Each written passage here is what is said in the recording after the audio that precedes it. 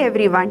Schools in Kerala are set to reopen on November 1st Kerala Piravi Day, and that too a year and 9 months after they were shut following COVID-19 pandemic. When students come back to school after closure, they bring with them an incredibly high level of need. Schools should be prepared with a comprehensive set of services that meet the needs of children and their families.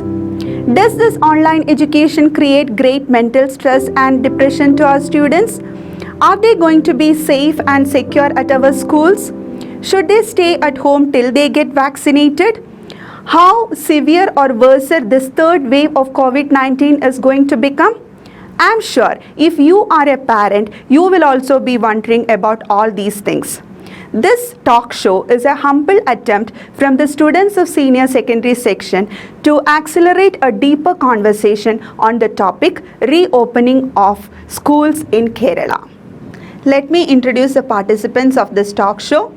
Barsa Abdul Aziz of 12th Science, Aryan PS of 12th Commerce, Adib Zaman of 12th Science, Pavitra Pradeep of 12th Commerce, and Tasneem Mohammad Ashraf of 12th Science. Friends, finally after 1.5 years of online classes, our school is going to reopen. Aryan, how do you feel about it? Definitely, Tasneem. Finally, after a tedious period of 1.5 years, our school is going to reopen. I felt exhilarated when I heard this news first. So now it's our time to roar. Let's have a blast. Well, I think, Aryan, you should not be that excited because we can't leave our new normal back in our home. And also, I don't think it's fair to open all the classes together because, slow and steady wins the race. And also, most of the schools are going to open in between the academic year. So it may trigger some uneasiness among certain students. Well, it's true that we may face some pressure. But while attending online classes too, we face the same amount of pressure. We strain our eyes and we are not engaged in any physical activity. At least the students can explore more during offline classes. Yeah, that's true. But we should always consider health as our first priority, considering the facts about vaccination. I guess I have to interrupt Tasneem there. Students all around the world are eagerly waiting for schools to reopen. Students are mentally and physically exhausted too. Thus, I too believe that reopening schools is a much better option. Okay, I agree here with Barsa up to an extent. Yes, students are waiting for the schools to reopen. Think about this. Are they vaccinated? No. Will that make them more vulnerable to this virus? Yes. Moreover, one of the major concerns for both parents and students is that when will the vaccination for them begin? And when we come to the student side, we are so anxious and of course will be scared by this risky step that we're going to take. Apart from that, what about the students who are having low immunity? Won't that make them more vulnerable to this virus? How sure we can be that we won't get affected with COVID even after receiving the vaccination? Because we can find cases in which people getting afflicted with COVID even after receiving the vaccination. And it will take more months for people to get fully vaccinated. Because as per the records, till now, only 20% of India's total adult population has received vaccination. So we can't wait for the schools to reopen after getting fully vaccinated. And from the available reports, we can understand that vaccines for students will soon be accessible. And speaking about vulnerability, students have more immunity power than others. Moreover, even BBC News reported how Kerala's health system controlled COVID during the beginning. Hence, I too believe that if we take a little bit more precautions, we can overcome it. Okay, let me add one more point here. After a long, stressful period of online classes, which no students expected it to be the part of their life, will we get a proper opportunity to adapt ourselves to this situation? I think we will face pressure from both sides, as in health and academics. And if we are talking about health, we'll have to follow so many precautions which will restrict us from spending the time with our close friends, which in our mind is a stress reliever. Moreover, we only have a few months left for our board exams. So we'll have to focus more on the curricular activities than on the co-curricular activities, which will be somewhat stressful. Of course, what Adib said is true. But I think last year it was completely online classes. But this year, we are getting a chance to come to school for at least for a few months. And comparatively, students will be less stressed if schools are reopened. Because the major reason for their tension and pressure is anti-socializing. So by socializing more, they can overcome those pressures. Furthermore, Students have been waiting for schools to reopen for the past 1.5 years so that they won't be facing so much of a starting trouble, and they have a month more to prepare for it. Another point, students are not that mentally strong as adults, and even before the pandemic itself, there were cases of students facing different kinds of mental pressures.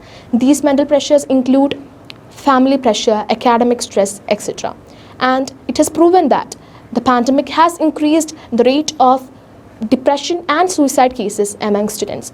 Hence, by reopening schools, they will be able to provide more help in those areas too.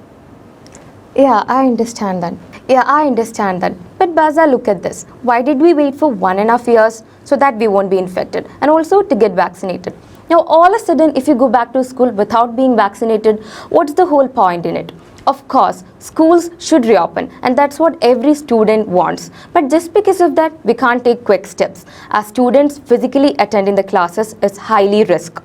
And also, socializing to relieve mental pressure can only be done with social distancing. Schools should also pay more attention to students' mental health even after reopening school. Tasneem, I don't think so. Schools around the globe have started reopening, and I think it is high time for us also to do the same. We have waited patiently for 1.5 years, and our patience should definitely pay off. Let me also remind you all that the government has taken various precautionary measures so that no issues will be faced by the students. And talking about academics, the academical performance of majority of the students has worsened due to online classes. Thus, offline classes will be the best solution to all of these problems. Yes, Aryan, what you have said must be considered. But we should also keep in mind that reopening school is not as simple as it was before. When Israel opened school, it had to close it within just a week because 100% of the cases were traced to school. Surely, good health of our students is necessary. Of course, there are rules and regulations in the campus regarding these measures. So, this makes it compulsory for every student to take care of themselves and also every school authority to make sure that they enforce these rules properly. And then when we look at the side of the parents, they have reduced burden. So they no longer have to worry about their children as they're going to attend offline classes. So thus, they can focus more on their work and other activities. Aryan, even if it was offline classes, parents will have to worry about their child whether they study or not. Because in either way of classes, students, if they want, they can escape the shade of the parents, and parents can be worried too. And when suddenly the students start to go to the school where they intermingle with the people there, parents will be anxious about the health conditions. And even if we take the utmost care, we human beings will have a peace of mind for being anxious. Moreover, parents are also affected by this virus on their side of work and activities. And isn't prevention better than cure? As Sadeep said, prevention is definitely better than cure. But let me ask you a question. For how long? Almost all the students I know are fed up with online classes and are eagerly waiting for offline classes to begin. Offline classes also ensure that no malpractice is being conducted during exams and tests. As you all know, any student can copy easily using the online platform. This created a major headache for the teachers. It made it difficult for them to differentiate different answer sheets. So when classes are being conducted offline, it ensures that they build their honesty and at the same time reduces the burden of teachers. I say we prevent this as long as government implements the vaccination for us, or at least till the TPR goes below 5%. And I agree on how students are fed up. I am too. But it doesn't mean that we should just suddenly start going to school and face this kind of pressure and talk about how much time we have. We only have a short time to cope up with. Anyhow, it's true what Aryan has said here about malpractices. Let's imagine offline classes and exams does decrease them, but by that, is it the honesty increasing or the chance of others copying others decreasing? Now we can't just scale this honesty on the basis of this as a whole. And moreover, while we conduct exams in the offline mode, it will put us in a greater risk and which will be a bigger headache. And a silly mistake at this point can lead us to a big time danger. Adeep, what you said is true. But as Aryan said, if exams are conducted offline, the amount of malpractices done will be less as there are many eyes to watch them. Schools will ensure that the students follow the COVID protocol. They won't cause any mistake as it is a big liability. Another point which we have to keep in mind is there are many students who have never even seen the school yet, and there are many kids who don't even have basics in reading and writing, especially it is seen in lower classes. Each student is different. One may be able to understand by hearing, other may be by practically doing it or by reading it. In offline classes, students can understand more as there are different ways to teach them. But it is not possible in online classes as the number of ways to teach them is limited. Furthermore, schools play a major role in developing the personality of students. They teach them honesty, leadership, language skills, discipline, etc. They also improve their social and cultural aspects of life. This pandemic has seriously affected the personality of students as many are vulnerable to phone addictions, game addictions, etc. And the rate of students getting addicted to these kinds of addictions is increasing in an alarming rate, which can have a negative impact on their personality. Therefore, by reopening schools, the schools will be able to provide more help in those areas too. Okay, I agree with Bursa here in this point. However, there are many people who are financially backward.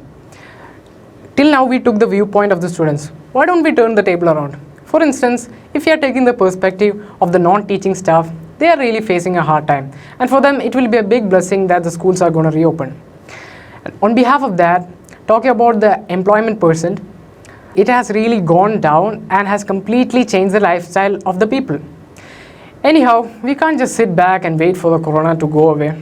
I believe that we social beings can withstand together and overcome this as one. Well, that was an interesting discussion. I agree with all my friends.